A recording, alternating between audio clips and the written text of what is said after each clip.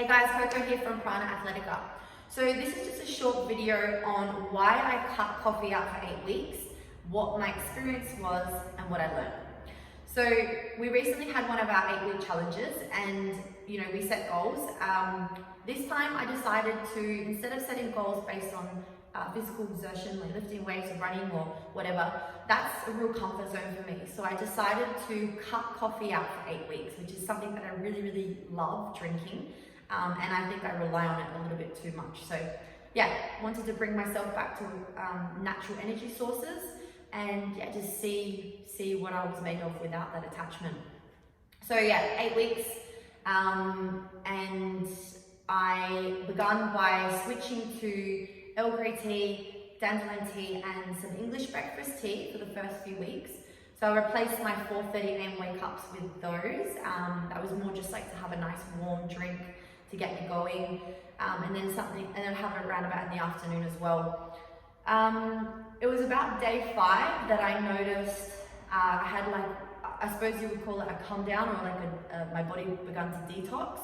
I didn't have any headaches as such, but I was waking up with full body sweats in the night, having full on nightmares, like really weird dreams. I was waking up about 2 or 3 o'clock in the morning, just like wired, and just couldn't sleep. And that went on for quite a few days to about a week. And then after that it subsided, and then it would just kind of come back here and there. So it went on to about week 4, I would say. And then it was about week 4 I started to notice that I didn't want coffee anymore. Like, I had no real desire for it, and I was really enjoying just drinking tea or just drinking water or just being without coffee. And yeah, my senses increased. I noticed that food tasted yummier and I could smell things more as well. And my mind and my focus became a lot sharper. And definitely I feel like my intuition improved as well. So like my gut instincts a little bit more, which was good. I completed 8 weeks no coffee, and yeah, I feel good. Like, I celebrated by having a coffee as well because by the 8 weeks I had let go of the attachment, and I was choosing to have my coffee out of enjoyment and really enjoying that time. And now I just have a coffee every now and then whenever I feel like it, and I don't feel the need to rely on it or need it. So it's been a very interesting 8 weeks. What did I learn? I learned that I was very attached to coffee, especially with training and caffeine. So I would believe that I needed to have a coffee as a pre-workout to train and to perform at a high level. So when I cut that out, it was like I had told myself that I wasn't ready, or like I wasn't going to train as well, or I didn't have as much energy, even though I felt good. And I could train just as well, if not more than likely better. Especially towards the end of the 8 weeks, I was just improving in everything that I was doing, all my running or whatever it was that I was dabbling in.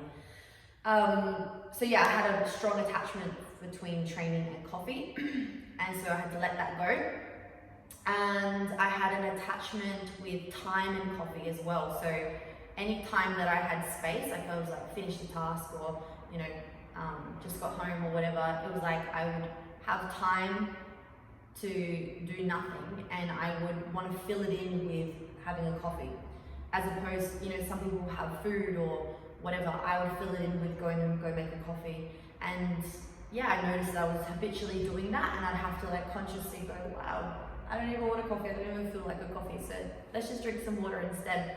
So I'd do that. And then I also noticed that I procrastinate a lot by making coffee, or when I would have my teas. So I would get to work, I would have my things set out, ready to go, tasks ready to smash out, and then I'd be like, oh, hold on a moment, I'm just gonna go make a coffee. Even though I just already had, well, not a coffee, a tea. Even though I'd already just had a tea, it was like I had attached a tea prior to completing a task so that I would avoid the task.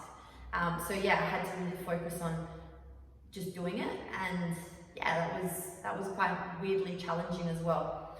So it was also all about letting go of those attachments. I notice I sleep better. My skin is a lot more clearer, even though I'm pretty blessed in that sense. Like I have pretty good skin anyways.